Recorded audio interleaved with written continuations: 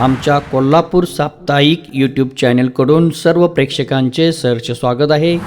कागल शहरातील पाझर तलाव येथे कागल नगरपालिकेच्या माध्यमातून बोटिंग क्लब सुशोभीकरणाच्या नावाखाली विविध योजनांतून कोट्यावधी रुपये खर्च करण्यात आले आहेत। तसेच सुमारे 21 ते 22 बोर मारून कासवाच्या मुखातून पाणी सोडत कृत्रिम धबधबा तयार करण्यात आला आहे। या कृत्रिम धबधब्यातून येणारे लाखो लिटर पाणी पुढे गटारीमध्ये जाऊन साचले, त्यानंतर त्याच गटारीतील पाण्याचा वापर पुन्हा पाझर तलावासाठी वापर केला जात असल्याचा आरोप करण्यात आला आहे।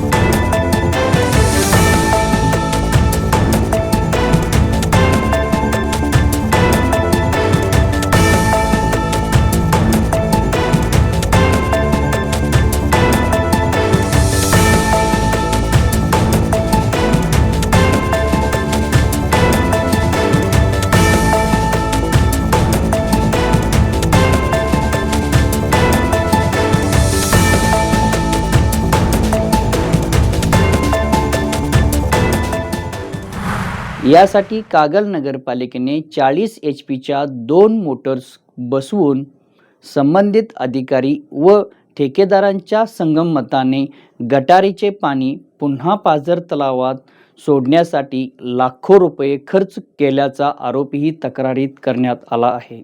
गटारीचे पाणी पाझर तलावात सोडले जात असल्याने त्याचा थेट परिणाम पर्यटक व नागरिकांच्या आरोग्यावर होत असल्याचा आरोप आहे।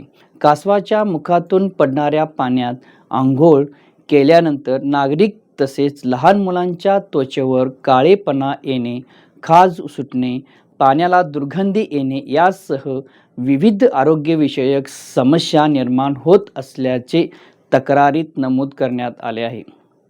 कागल नगरपालिकेच्या नगराध्यक्षा, उपनगराध्यक्ष, नगरसेवक, नगरसेविका तसेच आमदार हसन सो मुश्रीफ साहेब आणि राजे समतजीत सिंग घाटगे यांनी कागल बोटिंग क्लबच्या या प्रकरणाकडे जाणीवपूर्वक दुर्लक्ष केल्याचा आरोप तक्रारीमध्ये करण्यात आला आहे। या प्रकरणी महाराष्ट्र राज्याचे मुख्यमंत्री देवेंद्र फडणवीस, कोल्हापूर जिल्हाधिकारी, महाराष्ट्र प्रदूषण नियंत्रण महामंडळ, कोल्हापूर जिल्हा पोलीस अधीक्षक, कोल्हापूर तसेच कागल पोलीस ठाणे येथे लेखी तक्रारी दाखल करण्यात आल्याचे सांगण्यात आले आहे। संबंधित वरिष्ठ कार्यालयाने या प्रकरणाची तातडीने चौकशी करून दोषी आढळल्यास संबंधितावर कायदेशीर कारवाई करावी अशी मागणी करण्यात आली आहे। अन्यथा या प्रकरणी न्यायालयात दाद मागण्यात येईल असा इशाराही तक्रारदाराकडून देण्यात आला आहे। संपादक जय चौगुले।